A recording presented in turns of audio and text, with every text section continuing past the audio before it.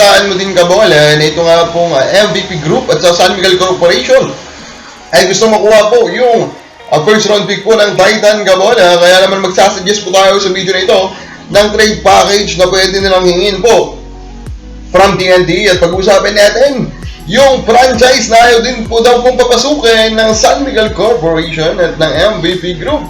At isa daw pong Magnolia player na sa trade block. So mga hindi pa nakasubscribe, pakipindot naman po yung subscription button. So pag-usapan muna natin tong isasuggest ko po na pwede pong kunin ng Titan po na trade package from dito nga po sa TNC kabola. Ito nga po yung trade package na yon. Brandon Ganuelas Roser, Reynan Batak, and a future first. And exchange po for the 2027 first round pick po ng Titan. First, by the looks of it, almost sure na po kabola na yung pong pick po ng Titan is top 2 or top 3. Baka hindi naman na po nila ma-overtaken kabola yung Terra Firma chip. Kasi po, sad-sad na naman po sa baba yung Terra Firma chip. Pero ma-overtaken ata nila itong Blackwater bossing kabola. So, pwedeng number 2 pick ang usapan po dito. At sa palagay ko kabola, if that number 2 pick meets up yung hype o yung pinaproject po natin, which is either one of Ladi, kay Manny Ladi, DJ Fener, kabola, and of course, ito pong galing sa Ateneo na lumipat po dito po sa Lasal, kabola, ang mga pwede pong pagpilian na si Amos. So, ano po yung package na nasa utak po natin from TNT? It will be Ganuelas Roser, Batak, and again, a TNT Future First. So, ang tingin natin dito, unahin natin si Brandon Ganuelas Roser. He will be the main guy in this package for Titan. So, BGR is injury prone pero in prime pa ito. Hindi pa po ito matanda. So, in prime po ito na center kabola na malaki na pwede mong panapat sa iba pong Giants sa liga. And again, paulit-ulit na po natin sinasabi dito ang importance po niyan. Ang pagkakaroon po ng isang sentro na pwede mong ipanapat sa iba pong Giants sa liga. Ang maganda po dito kay Brandon Ganuelas Roser, modern center po ito kabola. He can hit outside shots. He's still inside, although as be honest, he's not really a post scorer kabola. His passing is fine.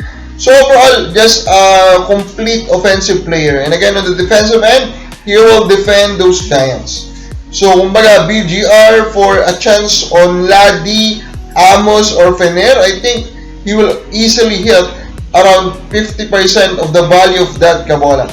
Ng Batak, ang valuation po nito ang medyo tricky. Again, if you remember, ng Batak was taken po by TNT through free agency kabola. And of course, ng Batak has just broken out. Nag-break out po siya ngayon dito po sa Governor's Cup sa dami po ng injury ngayon ng TNT. Pinapakita niya ulit kabola na nung galing po siya ng Reno siya and is considered as a starting caliber guard at yun na naman po yung pinapakita niya. So overall, maganda rin ang valuation natin kay ng Batak. And then, idagdag mo po yung future face po ng TNT to add po yung potential component kabola, di ba? First round pick that Titan could use kabola to get a younger player for their future. So overall, ito yung sa palagay ko po is sapat po na package na pwedeng hingin po ng Titan. Now, pag-usapan natin po itong regarding nga po sa actually, hindi naman po talaga na dinirekta po ni Snowbad Wakabola na strong group yung tinutukoy niya. Pero of course, reading between the lines, we know na pinapatungkulan niya po dito is strong group, di ba? Kasi in-emphasize niya dito yung kakayahan po ng franchise o yung company po na yon to build up teams. And of course, ang may proven track record po dyan talaga is strong group kabola. Although of course, nakakalungkot kung totoo ito na kaya po siyang papasukin kabola sa PBA ng mga malalaki na pong conglomerates inside the league. Although of course, we can say na ano na nila yan, competitiveness nila yan, ayaw nila ng isa na naman pong malakas na kompetensya.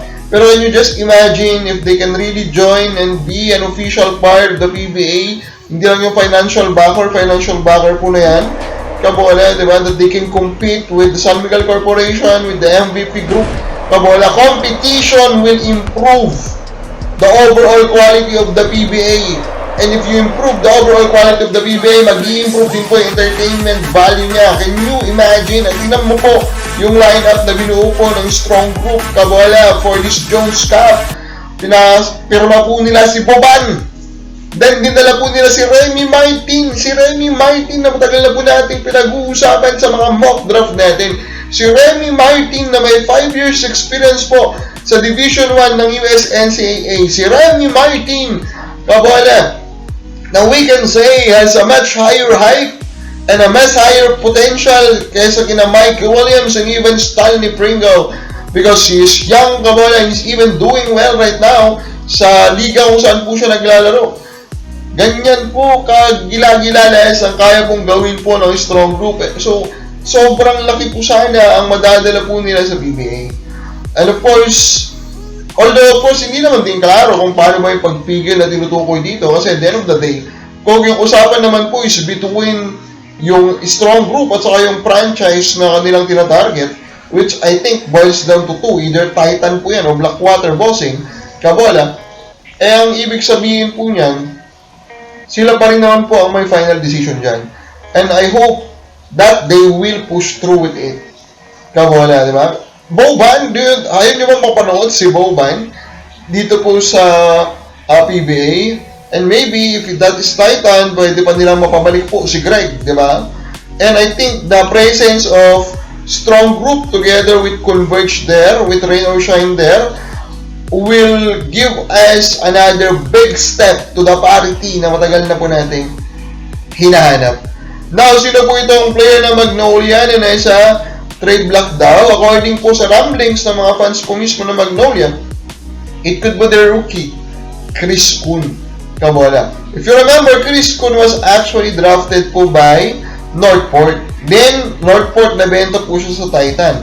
And ang nangyari daw po, mayroong gentleman's agreement between Titan, Northport, and San Miguel Corporation na yung mga players nila na draft po ng Northport sa kanila pa rin. Kaya na-trade ito pong si Kun dito po sa Magnolia. Pero yun nga, hirap ata siya makahanap po ng minuto dito po sa Magnolia.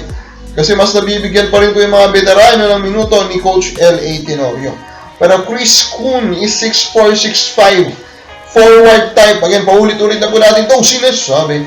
Forward is the second most crucial position right now in the PBA if we also consider demand and supply. Mahirap po makaharap yan 6'4", 6'5". Kaya ako, di ba, agad na kinukuha agad yung mga pumuputok na mga forward. Di ba? Alam niyo yan, si Will Navarro, sina Arvin Tolentino, Kabola. Very crucial po kasi ang forward position. And I do believe na ito pong si Kun has also the potential to be a starting caliber forward, Kabola. So, posible bang nasa trade block siya? Posible kasi by the looks of it, Magnolia is struggling. And either kahit pa ayaw po yan ng coaching staff or so forth, the management will be pushed to make something or to do something. And Kun is a good trade candidate, Kabola, na pwede nang i-offer. Saan kaya pwede mapunta po si Kun? Kami lang po sumaba.